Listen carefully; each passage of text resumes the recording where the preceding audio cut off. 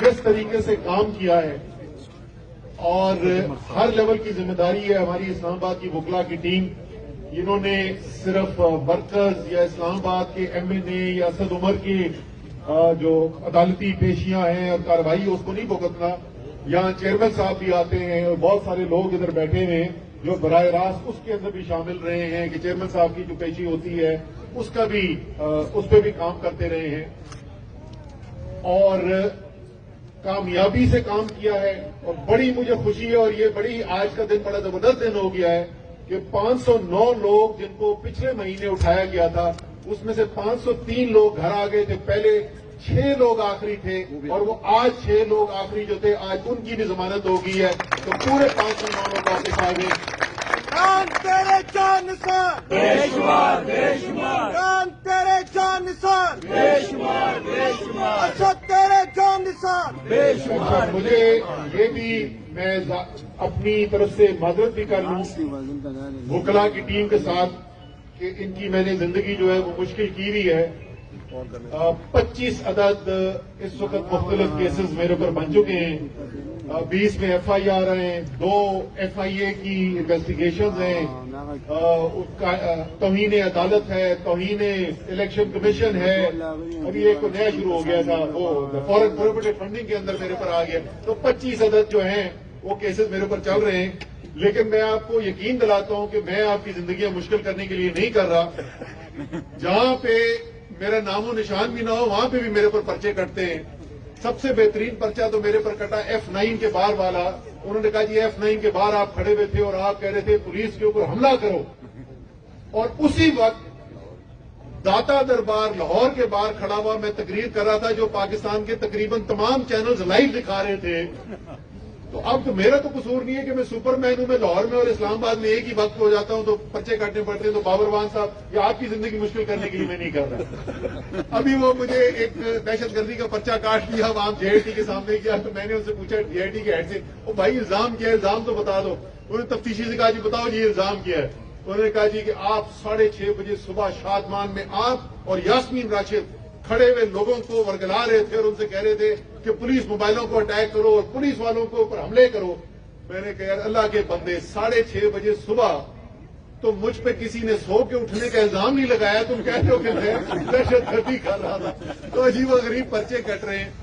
लेकिन असल चीज ये तमाम जो लोग हैं ये काबिल इज्जत हैं। हमारी तंजीम भी काबिल इज्जत है, हमारे वकला की टीम भी जो काबिल एहतराम है। लेकिन असल आज का जो फंक्शन है वो उन गाजियों को खराज अकीदत पेश करने के लिए है जिन्होंने जुबानी नहीं अमलन दिखाया है कि वो अपने मुल्क की बेहतरी के लिए जेल जाने की कुर्बानी भी देने के लिए तैयार है।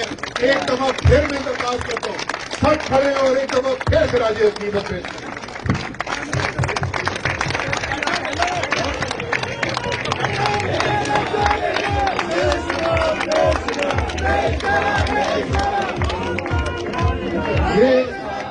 ये लोग अच्छा जो घर में बैठे देख रहे हैं, सोशल मीडिया पे देखेंगे, टीवी पे देखेंगे, उनको नहीं पता कि ये लोग कौन है। ये तो पेशावर सियासतदान नहीं है। ये सियासत के अंदर दिहाड़ियां लगाने के लिए नहीं आए हुए। इनके कोई जाती मकसद नहीं है। 3 साल 8 महीने हमारी हुकूमत रही है जी। मैं वफाकी वजीर था, वजीर आजम के बहुत करीब था। अमूमी तौर पे लोग समझते हैं मैं बड़ा ताकतवर वजीर था। इस 3 साल और 8 महीने में एक इस्लामाबाद का कोई वर्कर नहीं है, एक भी, जो मेरे पास कोई जाती अपने काम के लिए आया हो, कोई ने सिफारिश की हो कि मेरा जाती काम है। मैं सिर्फ और सिर्फ अपने इलाके के लिए, अपने शहर के लिए, अपने मुल्क के लिए इस जद्दोजहद के अंदर निकले में। और जितनी इनकी इज्जत की जाए उतना कम है। मैं आते हुए कुछ आदादो शुमार अपनी गिनती कर रहा था जी। 23 करोड़ के करीब आबादी है पाकिस्तान की। उसमें से तकरीबन 15 करोड़ के लगभग हैं जो बालिग हैं। हालांकि आजकल तो 12-12, 13-13 साल का बच्चा जो है वो भी नजरिया रखता है। इमरान खान ने ऐसी कौम के अंदर शोर पैदा कर दिया है और उसकी एक वजह यही मोबाइल है।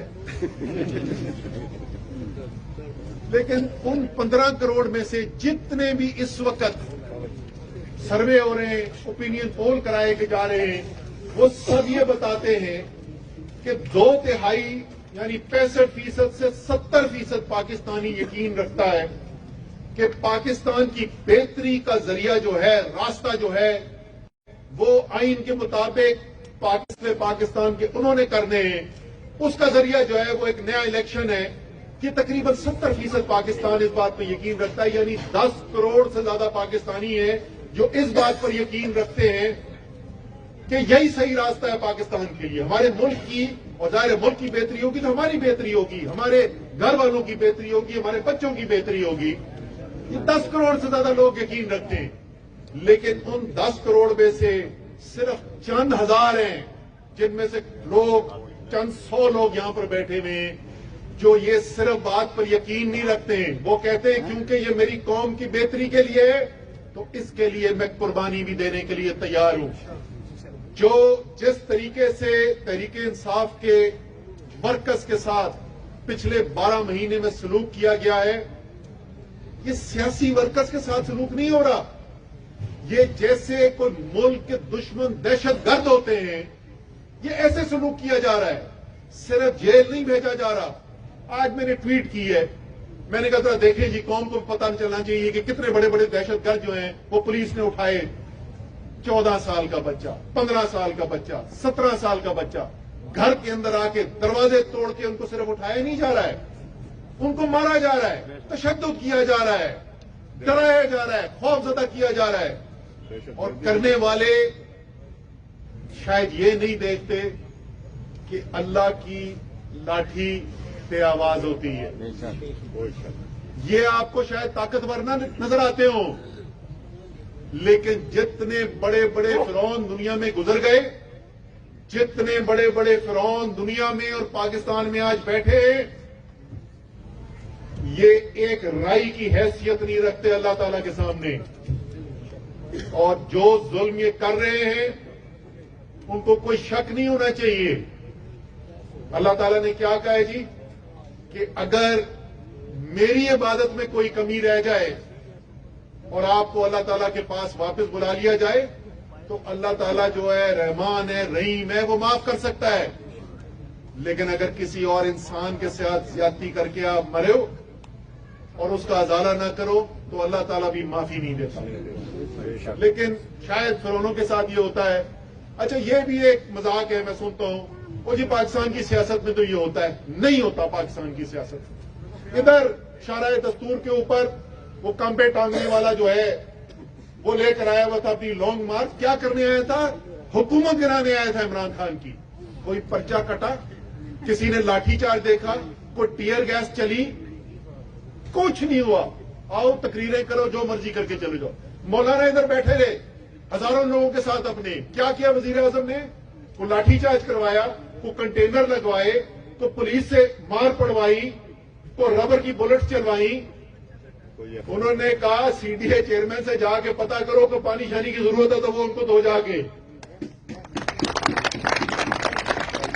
میں ان سے پوچھتا تھا، آج میری تصحیح ہوگی، کیونکہ میں جو بات کرتا ہوں نا، وہ میں کوشش میری یہی ہوتی ہے کہ کوئی انسان غلط بیانی نہ کرے، جو بھی بات کر رہا ہو تو وہ سچ کے اوپر ہو۔ بلکہ مجھ سے ایک دفعہ ایک لڑکا پوچھ رہا تھا، اس نے کہا سر آپ یہ ٹی وی پروگرام میں جاتے سر اتنے مشکل مشکل سوال پوچھتے تو آپ فوری سب کا جواب دے دیتے، تو سر آپ بہت تیاری کر کے جاتے۔ میں نے کہا نہیں، میرے پاس اس کا فارمولا ہے، وہ میں تمہیں بتا سکتا ہوں، لیکن یہ تمہارے اور میرے درمیان ہے، ہر ایک کو نہیں بتانا۔ تو اب وہ میرے قریب آ گیا نا کہ بہت بڑا یہ راز بتانے والا ہے۔ میں نے کہا سچ بولنا شروع کر دو، سوچنا نہیں پڑتا۔ تو میں نے ایک پروگرام میں کہا تھا کہ یہ وہ اینکر نے کہا وہ جی سیاست، میں نے کہا بالکل نہیں ہوتا۔ 3 سال 8 مہینے مجھے بتاؤ کون پیپلز پارٹی والا کوئی ورکر ہے اسلام آباد کا، کون مسلم لیگ نون کا ورکر ہے جس کے خلاف ہم نے کوئی پرچے کٹوائے ہوں؟ مجھے تو ایک بھی نہیں پتا۔ میری تصحیح کی گئی ہے، مجھے بتایا گیا ہے کہ 4 یا 5 پہ پرچے کٹے تھے، ایک اس میں سے جیل بھیجا گیا تھا، ایک۔ اچھا، ہمیں پتا بھی نہیں تھا اس کا، اگر پتا ہوتا تو اس کو ویسے ہی چھڑوا دیتے۔ یہ ہر ایک کے ساتھ نہیں ہوتا، یہ ہو کیوں رہا ہے؟ ذرا آخر میں یہ بات آپ ذرا سمجھیں کہ آپ جس جدوجہد کے اندر شامل ہیں، جس کے لیے آپ نے یہ قربانی دی، جس کے لیے پورے پاکستان کو آپ کا مشکور ہونا چاہیے، یہ جدوجہد ہے کیا؟ کوئی عمران خان نے فیکٹریاں لگانی ہے، کوئی آپ کو بڑے بڑے گھر کو مل جانے، کوئی اسد عمر اپنی چھوٹی گاڑی سے کسی بڑی گاڑی میں چلا جائے گا۔ اچھا یہاں پہ کوئی بیٹھے ہوئے پرانے دوست کوئی جماعت اسلامی والے ضرور بیٹھے ہوئے ہوں گے۔ سراج الحق صاحب، یہ آپ نے کیا کام کیا بھائی؟ آپ نے جا کے ٹی وی کے اوپر دعویٰ کر دیا کہ 170 ارب روپے کے ہے پیسے، اور وہ میں آپ کو بتا دوں جو رقم آپ نے بتائی ہے کچھ نہیں ہے، وہ 170 ارب سے زیادہ تو ایک اسامی ہے پاکستان کی سیاست میں جن کا پیسہ باہر رکھا ہوا ہے۔ یہ پیسہ آپ کو کسی نے کم بتایا؟ نام اس کے اندر لیتے ہوئے جوش خطابت میں عمران خان، شاہ محمود قریشی، پرویز خٹک، اسد عمر۔ تو سر جھوٹ ہم بولتے نہیں ہیں اور دوسرے کا جھوٹ ہم برداشت کرتے نہیں ہیں۔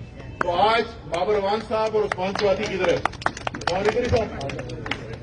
یہ بیٹھے ہوئے، ادھر بیٹھے ہوئے، ان کا میں شکریہ ادا کرنا چاہتا ہوں، انہوں نے لیگل نوٹس سرو کر دیا ہے ان کو۔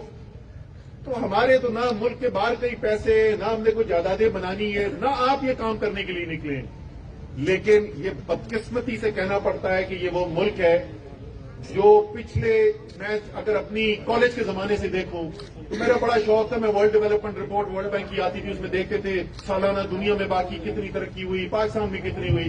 پچھلے 30 سال میں، 35 سال 40 سال میں ایک ہی چیز بدلتی ہے، کون سا ملک پاکستان سے آگے چلا گیا۔ یہ بدقسمتی ہے لیکن حقیقت ہے، دنیا سے ایک ایک کر کے ملک آگے چلا جاتا رہا ہے، اور وجہ اس کی یہ ہے کہ اس ملک کا جس کو حکمران ہونا چاہیے، جو اس ملک کے اصل حقیقی مالک ہیں یعنی پاکستان کے عوام، ان کو فیصلے نہیں کرنے دیا جاتے۔ جب پاکستان کے عوام اپنے فیصلے خود کریں گے، کوئی فیصلہ اپنی خرابی کے لیے نہیں کرتا، اپنی بہتری کے لیے کرتا ہے۔ مسئلہ یہ ہے کہ فیصلے چند لوگوں کے ہاتھ میں، وہ اپنی ذاتی تو فائدے کرتے ہیں، وہ اپنی خرابی کے لیے کوئی فیصلہ نہیں کرتے، ان کے سارے فیصلے اپنے لیے بہترین ہوتے ہیں، لیکن ملک کی تباہی ہوتی چلی جا رہی ہے۔ یہ بنیادی جدوجہد ہے جس کے لیے آج عمران خان نے پوری قوم کو کھڑا کر دیا ہے، اور سب کو اپنے حق کا بھی احساس ہے، اور سب اس منزل کے حصول کے لیے جدوجہد بھی کرنے کو تیار ہے۔ کوئی گھر میں بیٹھ کے، کوئی لوگوں کو رائے دے کے، کوئی جلسے کے اندر شرکت کر کے، اور کچھ آپ جیسے عظیم غازی جو آخری حد تک جا کے جیلوں کی صحبت بھی برداشت کرنے کو تیار ہے۔ انشاءاللہ تعالی میرا دل کا یہ ماننا ہے، میں پہلے سے یہ بات کرتا ہوں، اس کا کوئی تحریک انصاف سے بھی تعلق نہیں ہے، میرا یقین یہ ہے کہ یہ ملک جو ہے یہ اللہ تعالیٰ نے ہمیں دیا ہے، اور دلیل میں اس کی ہمیشہ سے یہ دیتا ہوں کہ یہ ملک جو ہے 27 رمضان المبارک کو بنا تھا، یہ سال میں کسی دن بھی بن سکتا تھا، یہ اس خاص دن بنا اس لیے تھا کہ یہ اللہ تعالیٰ کی دین ہے۔ یہ ملک انشاءاللہ تعالیٰ اس ملک سے ترقی کرنی ہے، اور جب یہ اس ملک کی ترقی کی تاریخ لکھی جائے گی، ہم جا چکے ہوں گے، یہ نوجوان جو ہے یہ انشاءاللہ تعالیٰ اس کے اندر شرکت کریں گے، اور جب دنیا میں تاریخ لکھی جائے گی کہ کیسے پاکستان ایک عظیم قوم بنا اور کیسے اس ملک نے ترقی کرنی شروع کی، تو لوگ جو ہے وہ 2022 میں شروع ہونے والی اس جدوجہد کو کہیں گے کہ یہ ٹرننگ پوائنٹ تھا، یہ وہ مقام تھا جہاں سے پاکستان نے اٹھنا شروع کیا، اور آپ سب لوگ کی جدوجہد جو ہے، آپ سب لوگوں کی قربانی جو ہے وہ بنیاد ڈال رہی ہے اس عظیم پاکستان کی۔ پاکستان زندہ باد۔